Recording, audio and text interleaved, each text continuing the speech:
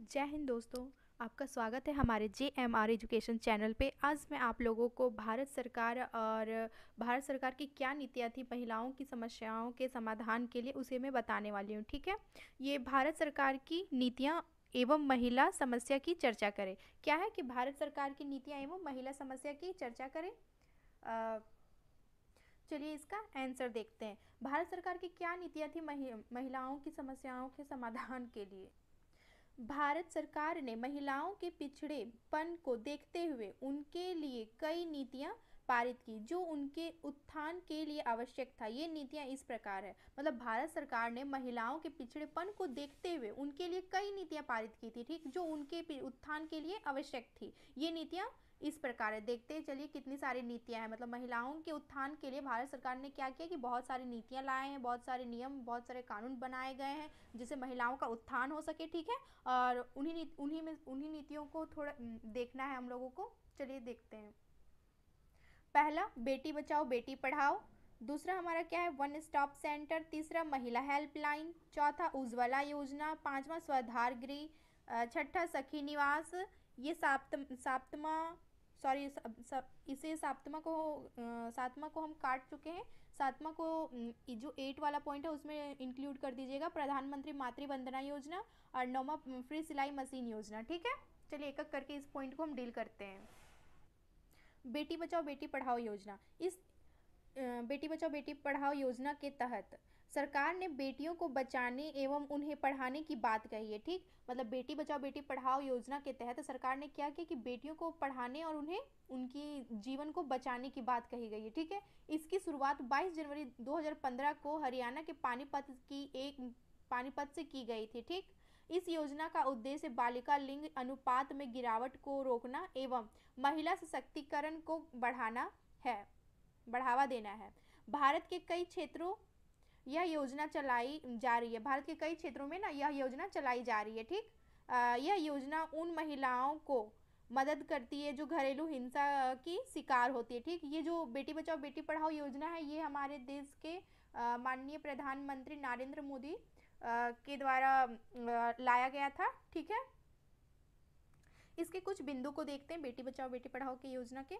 अगर कोई महिला ऐसी किसी भी प्रकार की हिंसा का शिकार होती है तो उसे पुलिस, कानून, चिकित्सक जैसी सेवाएं प्रदान की जाती है। पीड़ित महिला टोल फ्री नंबर 181 पर कॉल करके मदद मांग सकती है। इसका दूसरा पॉइंट क्या है हमारा, वन स्टॉप सेंटर। भारत सरकार द्वारा हिंसा से प्रभावित महिलाओं का समर्थन और सहायता करने के लिए अप्रैल 2015 से वन स्टॉप सेंटर योजना लागू की गई थी। ठीक, इसका पॉइंट देखते हैं कुछ।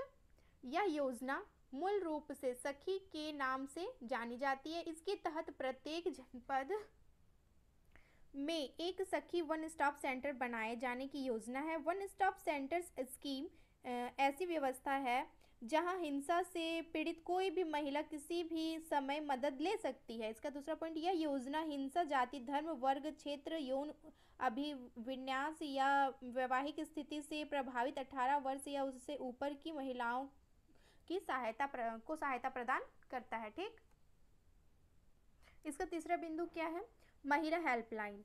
मतलब तीसरा टॉपिक क्या है हमारा, महिला हेल्पलाइन। महिला उत्पीड़न के अन्य निबंधित किसी भी मामलों में 119 या 9102407317 पर भी उत्पीड़ित महिला अपनी शिकायत दर्ज करा सकती है। इसके तहत भावनात्मक, मनोवैज्ञानिक, यौन उत्पीड़न, बाल तस्करी, एसिड हमला और आर्थिक दुर्व्यवहार से पीड़ित महिला के लिए यह योजना चलाई गई है।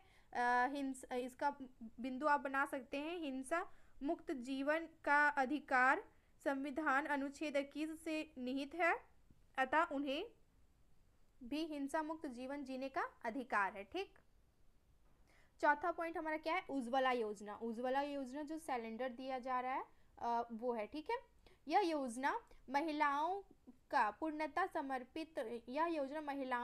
मतलब पूर्णतः समर्पित है। इस योजना की शुरुआत 1 मई 2016 से उत्तर प्रदेश के बलिया क्षेत्र से हुई थी। इस योजना के तहत आर्थिक रूप से कमजोर गृहिणियों को रसोई जैसे रसोई गैस सिलेंडर उपलब्ध कराना है। अब तक देश के 8.3 करोड़ परिवारों को इसका लाभ मिल चुका है। फरवरी 2021 को वित्त मंत्री निर्मला सीतारमण ने बजट में उज्ज्वला योजना का लाभ 1 करोड़ लाभार्थियों तक इसे पहुंचाने की घोषणा की है। इसके कुछ बिंदु। इस योजना के तहत केंद्र सरकार गैस कंपनियों को हर एक कनेक्शन पर 1600 रुपये सब्सिडी देती है। यह सब्सिडी सिलेंडर की सिक्योरिटी और फिटिंग शुल्क के लिए दी जाती है। जिन परिवारों के पास बीपीएल कार्ड है वो इस योजना का लाभ उठा सकते हैं। इस योजना का उद्देश्य महिलाओं को लकड़ी या कोयले के धुएं से मुक्त कराना है। मतलब उज्ज्वला योजना का ना मेन जो उद्देश्य है वो क्या है कि जो लकड़ी महिलाएं जलाती है या कोयला जलाती है उसके धुएं से मुक्त कराना है, क्योंकि उसके कारण बहुत सारी महिलाएं बहुत सारी महिलाओं को कैंसर जैसी बीमारियां हो रही थी या बहुत ज़्यादा इन धुओं के कारण महिलाएं पीड़ित थी। ठीक है, इन सबों से उनको मुक्त कराना ही इनका मुख्य उद्देश्य है। ठीक, इसका पांचवा पॉइंट हमारा क्या है? स्वधार गृह योजना। इस योजना के तहत महिलाओं के लिए आश्रय, भोजन, वस्त्र और स्वास्थ्य के लिए चिकित्सक, आर्थिक और सामाजिक सुरक्षा दी जाती है। ठीक, स्वधार गृह योजना मतलब इसमें क्या है कि महिलाओं को, गृह योजना से समझ में तो आ ही रहा होगा कि इसमें क्या है कि महिलाओं को कुछ रहने के लिए कहीं दिया जा रहा है। ठीक है, उन्हें गृह दिया जा रहा है, घर दिया जा रहा है। ठीक है, संकटग्रस्त महिलाओं की विभिन्न आवश्यकताओं को समझने और उन्हें पूरा करने वाली सहायता प्रणाली के रूप में कार्य करना है। स्वधार गृह योजना का क्या कार्य करना है कि जो महिलाएं संकट में हैं उन लोगों की मदद करनी है। ठीक है, इसके बिंदु देखिए। उन्हें उनकी भावनात्मक शक्ति को पुनः प्राप्त करने में सक्षम बनाने के लिए यह कार्य करता है। ठीक, उन्हें गरिमा और दृढ़ विश्वास के साथ नए सिरे से अपना जीवन शुरू करने के सक्षम